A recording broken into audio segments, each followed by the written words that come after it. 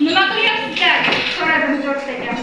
Nima qilayotganlarini ko'rib turgan bo'lsam ham, ikkinchi chopib qilyapsiz degan mujmalroq javob oldim. Bolalar juda shoshib ishlashardi.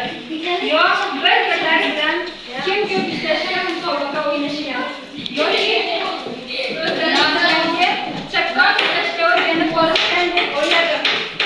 Rostini aytsam, shu paytda mening ham gaplarga tushib qolib, ana shu bolalar bilan musobaqalashib, yonma-yon ketmon chopgim kelib ketdi. Lekin o'zimni bosib, jiddiy bir ohangda sizlarga agronom kerak emasmi deb so'radim. Yo'q, kerak emas. Nega kerak bo'lmas ekan?